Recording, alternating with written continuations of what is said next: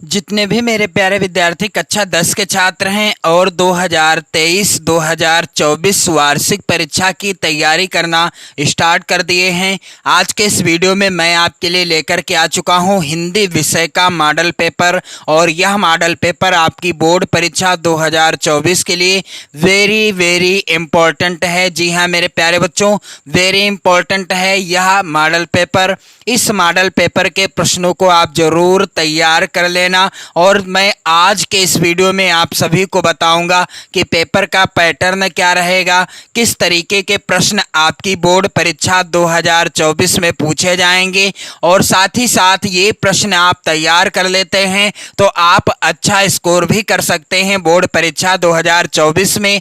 और इसके पहले भी मैंने आपको एक मॉडल पेपर प्रोवाइड कराया है वीडियो के माध्यम से, आप उस मॉडल पेपर को भी तैयार कर लो। और इस मॉडल पेपर के जो प्रश्न हैं इन्हें मैं आज के इस वीडियो में सॉल्व भी कराऊंगा। जी हाँ मेरे प्यारे बच्चों, हल भी कराऊंगा इस मॉडल पेपर को। तो वीडियो काफ़ी ज़्यादा इंपॉर्टेंट है आप सभी के लिए, तो आज के इस वीडियो को बिल्कुल भी स्किप मत कीजिएगा और वीडियो के अंत तक बने रहना। चैनल पर यदि आप नए हो तो चैनल को सब्सक्राइब भी कर लेना। तो जैसा कि यहाँ पर आप देख पा रहे होंगे, समय 3 घंटे 15 मिनट का मिलेगा आप सभी को। पेपर का पूर्णांक रहेगा 70 अंकों का और यहाँ पर कुछ निर्देश दिए गए हैं। पहला क्या है, प्रारंभ के 15 मिनट परीक्षार्थियों को प्रश्न पत्र पढ़ने के लिए निर्धारित हैं। और दूसरा निर्देश है, प्रश्न पत्र 2 खंडों में विभाजित है, खंड आ एवं खंड बा। जो पेपर होगा आपका खंड आ और खंड बा में विभाजित होगा। खंड आ में 20 अंक के बहुविकल्पी प्रश्न दिए गए हैं और जिनका उत्तर OMR शीट में दिया जाना है। यानी खंड आ में जो 20 प्रश्न आएंगे इनका आपको आंसर कहाँ फिल करना होगा, OMR शीट आपको मिलेगी वहां पर फिल करना होगा। कैसे फिल करना होगा आप कमेंट करोगे तो मैं लिंक शेयर कर दूंगा, OMR शीट भरने का तरीका आप सीख जाओगे। तो मेरे प्यारे बच्चों यहाँ आप ध्यान दीजिएगा, खंड बा में 50 अंक के वर्णनात्मक प्रश्न दिए गए हैं। खंड बा जो होगा उसमें 50 अंक के वर्णनात्मक प्रश्न दिए गए होंगे और जिनका उत्तर आपको अपनी परीक्षा की कॉपी पर लिखना होगा और प्रत्येक प्रश्न के सम्मुख निर्धारित अंक भी अंकित हैं। तो खंड आ जो है बहुविकल्पी प्रश्नों से संबंधित है।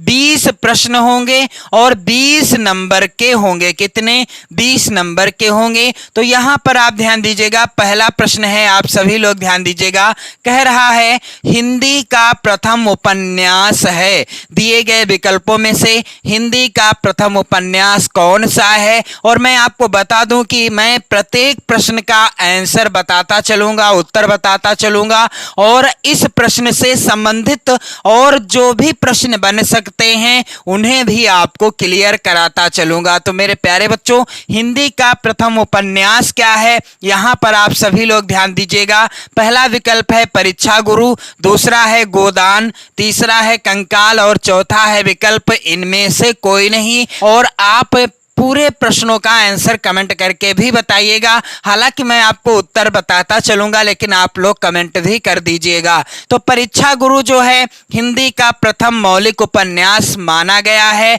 और यहां आप ध्यान दीजिएगा, यह किसके द्वारा रचित है? तो लाला श्री निवास दास जी के द्वारा। किसके द्वारा? श्री निवास दास जी के द्वारा रचित है, लिखा गया है। यानी परीक्षा गुरु उपन्यास के लेखक कौन है? लाला श्री निवास दास या श्रीनिवास दास जी हैं।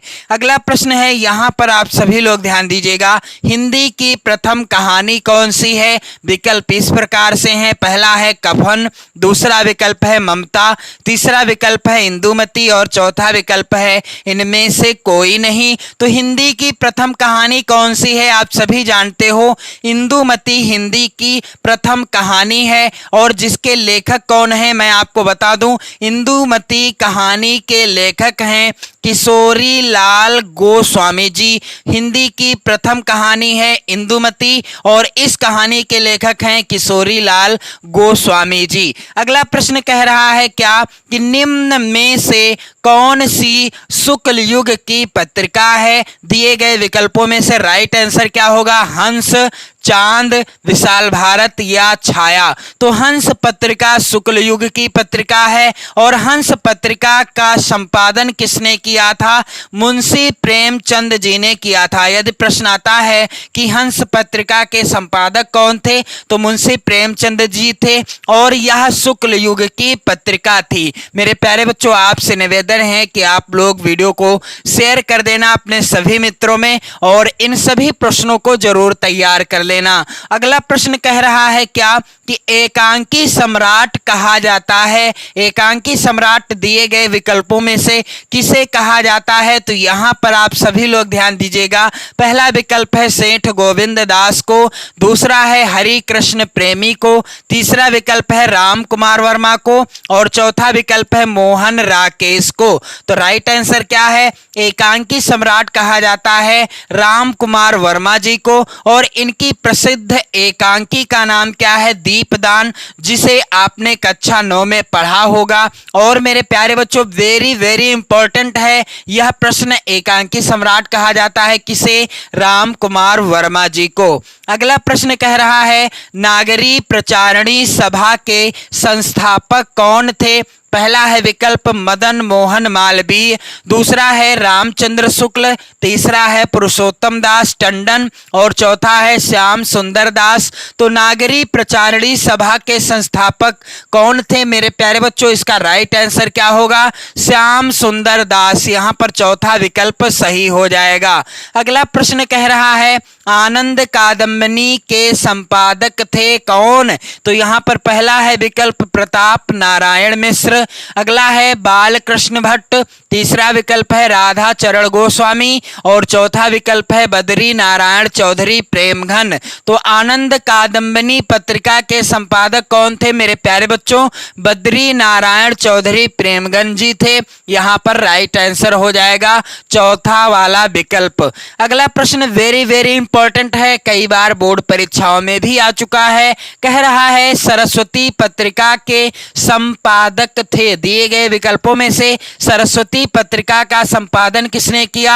आचार्य रामचंद्र शुक्ल ने या महावीर प्रसाद द्विवेदी ने, बालकृष्ण भट्ट ने या श्याम सुंदर दास ने? तो सरस्वती पत्रिका का संपादन आचार्य महावीर प्रसाद द्विवेदी जी ने सन 1903 ईस्वी में किया था। अगला प्रश्न कह रहा है निम्नलिखित कथनों में से कोई एक कथन सही है, उसे पहचान कर, यानी सही कथन को पहचान कर ओएमआर शीट में आपको सही वाला ऑप्शन फिल करना है। पहला कथन है, यहाँ पर आप सभी लोग ध्यान दीजिएगा, ध्रुव स्वामिनी नाटक के लेखक डॉक्टर राम कुमार वर्मा हैं। दूसरा कथन है क्या भूलूं क्या याद करूं उपन्यास विधा की रचना है। तीसरा कथन है गोदान के लेखक मुंशी प्रेमचंद जी हैं और चौथा कथन है मित्रता निबंध के लेखक डॉक्टर श्याम सुंदर दास जी हैं। तो यहाँ पर राइट आंसर क्या होगा मेरे प्यारे बच्चों? गोदान के लेखक मुंशी प्रेमचंद जी हैं। यहाँ पर तीसरा वाला ऑप्शन सही हो जाएगा। अगला प्रश्न है शोक दिकल सब रोवहि रानी, रूप राशि बल तेज बखानी में कौन सा रस है? पहला है विकल्प हास्य रस, दूसरा है विकल्प करुण रस, तीसरा है विकल्प वीर रस और चौथा है शांत रस। तो यहाँ पर मैं आपको बता देना चाहता हूँ कि करुण रस का अस्थाई भाव क्या होता है मेरे प्यारे बच्चों? शोक होता है। और दिए गए उदाहरण में पहला ही शब्द क्या है? शोक, यानी शोक विकल सब रोवहि रानी, रूप राशि बल तेज बखानी। यहाँ पर किस रस की अभिव्यक्ति हुई है? यहाँ पर करुण रस की अभिव्यक्ति हुई है। दूसरा वाला विकल्प सही हो जाएगा। अगला प्रश्न है जो सुमिरत सिद्धि होए, गणनायक करिवर वदन, के दोनों चरणों में कितनी मात्राएं हैं? पहला है विकल्प 12, दूसरा है विकल्प 16, तीसरा है 30 और चौथा है 24। तो यहाँ पर आप सभी लोग ध्यान दीजिएगा। जो सुमिरत सिद्धि होए गणनायक करिवर वदन, यहाँ पर कुल कितनी मात्राएं हैं? 24 मात्राएं हैं। आप सभी लोग ध्यान दीजिएगा। अगला प्रश्न वेरी इंपॉर्टेंट है, कह रहा है चरण कमल बंदो हरिराई में किस अलंकार की अभिव्यक्ति हुई है? पहला है विकल्प उपमा अलंकार, दूसरा है विकल्प रूपक अलंकार, तीसरा विकल्प है उत्प्रेक्षा और चौथा है श्लेष अलंकार। तो चरण कमल बंदो हरिराई में किस अलंकार की अभिव्यक्ति हुई है? यहाँ पर मैं आपको बता देना चाहता हूँ कि सूरदास जी के जितने भी पद हैं, पद संख्या 1 से लगाकर पद संख्या 11 तक, इन सभी पदों को मैंने पढ़ा दिया है। संदर्भ, प्रसंग, व्याख्या और काव्य सौंदर्य से रिलेटेड वीडियो यदि आप देखना चाहते हो, अपनी नोट्स कंप्लीट करना चाहते हो वीडियो के माध्यम से, तो आप चैनल की प्लेलिस्ट में जाओ, वहां पर आपको वीडियो देखने को मिल जाएंगे। तो मेरे प्यारे बच्चों, यहाँ पर चरण कमल बंदो हरिराई में कौन सा अलंकार है? रूपक अलंकार है। अगला प्रश्न है त्रिफला का समास विग्रह क्या होगा? विकल्प इस प्रकार से हैं। पहला है 3 फलों का समूह, दूसरा है 2 फलों का समूह, तीसरा है अमृत फलों का समूह और चौथा है इनमें से कोई नहीं। तो त्रिफला का समास विग्रह क्या होगा मेरे प्यारे बच्चों? 3 फलों का समूह हो जाएगा इसका समास विग्रह। अगला प्रश्न है यहाँ पर कपड़ा का तत्सम होगा। तो यहाँ पर आप सभी लोग ध्यान दीजिएगा।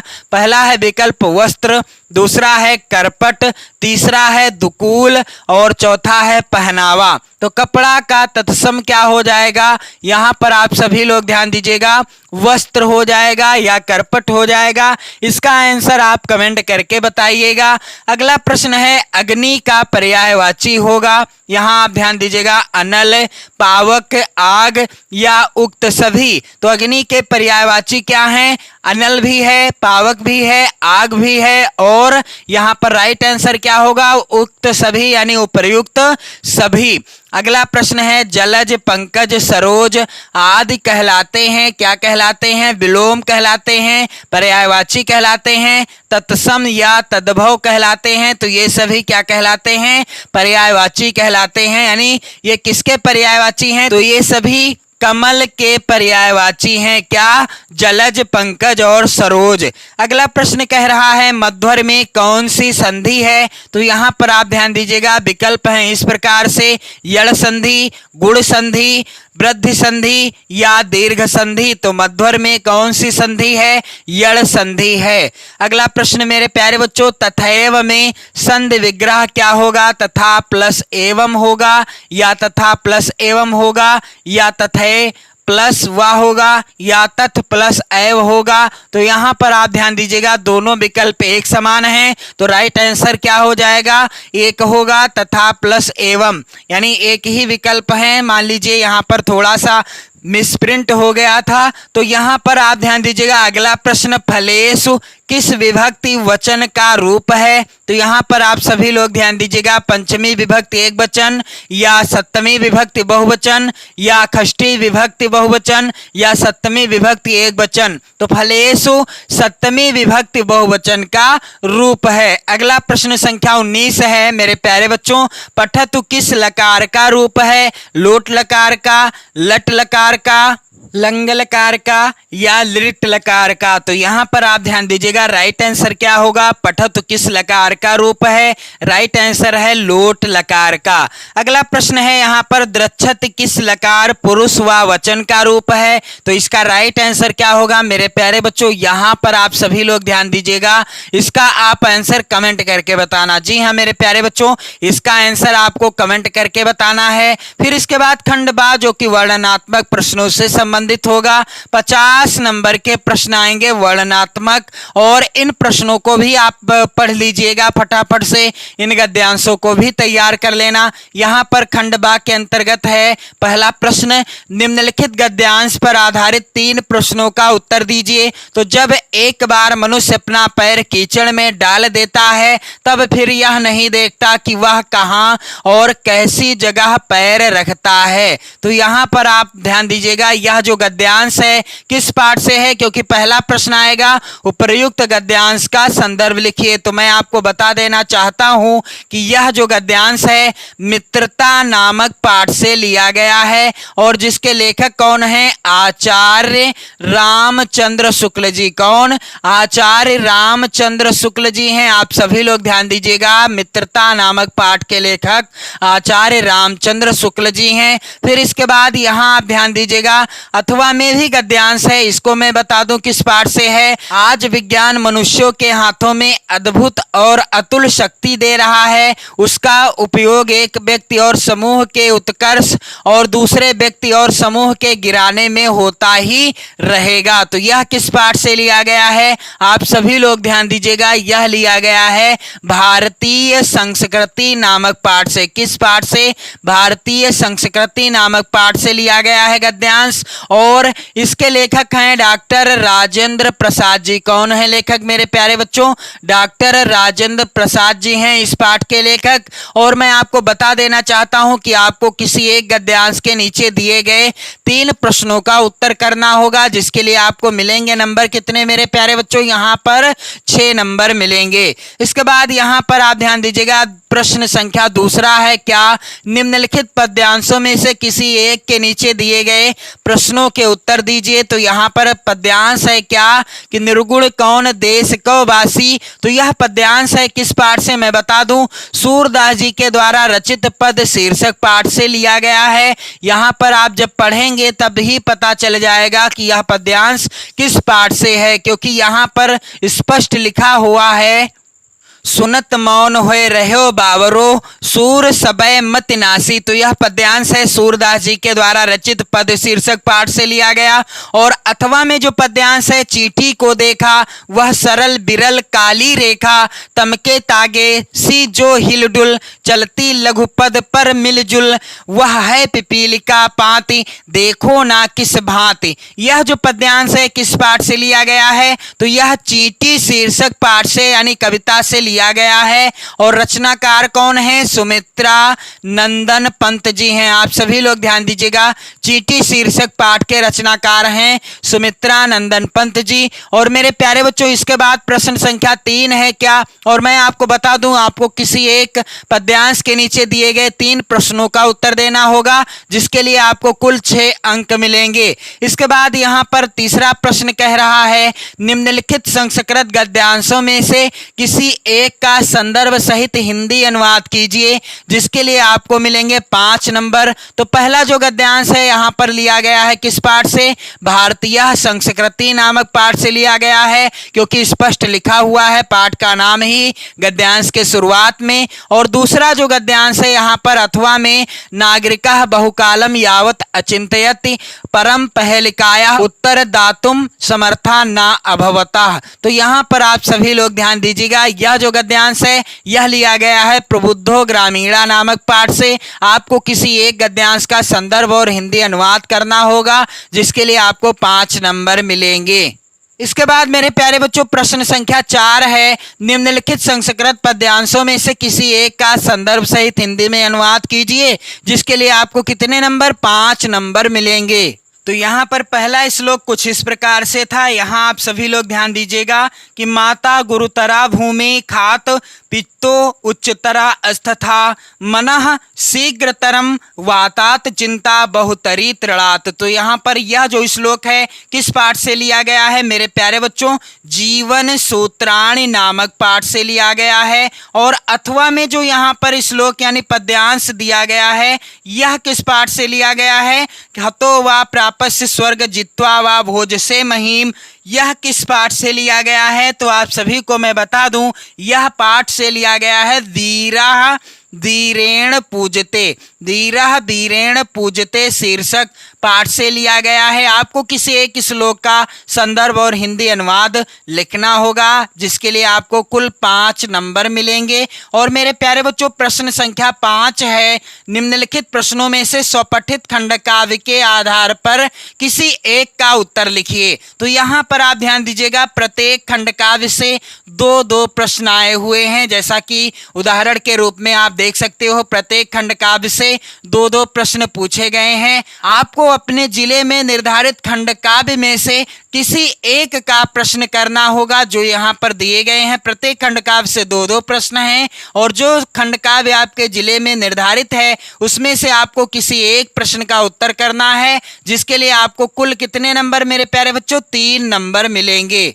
जैसा कि यहाँ पर आप देख भी सकते हो, प्रत्येक खंडकाव्य से प्रश्न दिए गए हैं, 2-2 प्रश्न दिए गए हैं। और मेरे प्यारे बच्चों, प्रश्न संख्या 6 का, जो कि इस प्रकार से है, निम्नलिखित लेखकों में से किसी एक लेखक का जीवन परिचय दीजिए एवं उनकी रचना का नाम लिखिए। तो ये सभी जीवन परिचय आप तैयार कर लेना। डॉक्टर राजेंद्र प्रसाद, आचार्य रामचंद्र शुक्ल, डॉक्टर भगवत शरण उपाध्याय जी का, और आपको किसी एक का जीवन परिचय और उनकी एक रचना का नाम लिखना होगा, जिसके लिए 5 नंबर मिलेंगे। 6 का प्रश्न इस प्रकार से है, निम्नलिखित कवियों में से किसी एक कवि का जीवन परिचय दीजिए एवं उनकी एक रचना का उल्लेख कीजिए। तो आपको किसी एक का जीवन परिचय लिखना होगा। सूरदास हैं यहाँ पर विकल्प के रूप में, माखनलाल चतुर्वेदी और बिहारी लाल। तो मैं आपको बता देना चाहता हूँ, किसी एक कवि का जीवन परिचय आप लिखना, उनसे संबंधित कोई एक रचना का नाम लिखिएगा, 5 नंबर आपको मिल जाएंगे।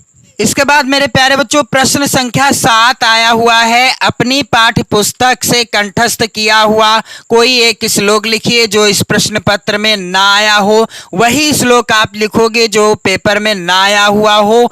2 नंबर का प्रश्न आएगा। और प्रश्न संख्या 8 है, निम्नलिखित प्रश्नों में से किन्हीं 2 प्रश्नों के उत्तर संस्कृत में दीजिए, जिसके लिए आपको 4 नंबर मिलेंगे। और आप इन सभी प्रश्नों को जरूर तैयार कर लेना। धीरा केन पूजते, चंद्रशेखरा कह आसीत। और ये सभी प्रश्न वेरी इंपॉर्टेंट हैं आपकी बोर्ड परीक्षा के लिए। तथा प्रश्न संख्या 9 है, निम्नलिखित विषयों में से किसी एक विषय पर निबंध लिखिए। तो यह प्रश्न भी 9 नंबर का आएगा। और यहाँ पर आप सभी लोग ध्यान दीजिएगा, इन विषयों पर आप निबंध जरूर तैयार कर लेना, वेरी इंपॉर्टेंट हैं। पहला है परहित सरिस धर्म नहीं भाई, और दूसरा निबंध है विद्यार्थी जीवन और अनुशासन, तीसरा है प्रदूषण की समस्या और समाधान, चौथा है राष्ट्रीय एकता, और 5वां है पुस्तकालय की उपयोगिता।